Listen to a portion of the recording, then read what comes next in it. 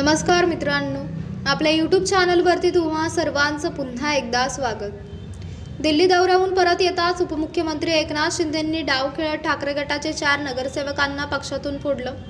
दिल्ली दौऱ्यावर असताना शिंदेंनी उद्धव ठाकरेंच्या आमदारकीबाबत सावध उत्तर दिलं होतं. पण दिल्लीहून मुंबईत परतताच एकनाथ शिंदेंनी उद्धव ठाकरेंना मोठा धक्का दिला आहे.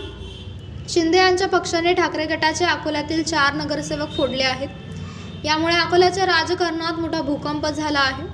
हा उद्धव ठाकरे यांच्यासाठी मोठा झटका मानला जातोय. अकोला महानगरपालिकेतील 6 पैकी 4 नगरसेवकांनी शिंदेंच्या शिवसेनेत प्रवेश केला आहे. 4 नगरसेवक शिंदेंच्या शिवसेनेत गेल्याने अकोल्याच्या राजकारणात उलथापालथ होण्याची शक्यता आहे.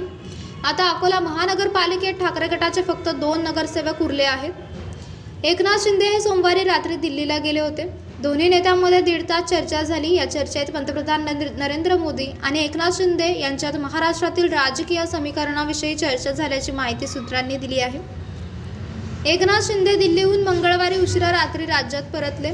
ते रात्री 2च्या सुमारास ठाण्यात आले. यावेळी अकोल्यातील ठाकरे गटाचे नगरसेवक त्या ठिकाणी आले होते. या नगरसेवकांनी एकनाथ शिंदेंच्या ठाण्यातील नंदनवन निवासस्थानी शिवसेनेत प्रवेश केला. या 4 नगरसेवकांसह ठाकरे गटाचे जिल्हाप्रमुख मंगेश काळे यांनीही शिंदेंच्या शिवसेनेत प्रवेश केला.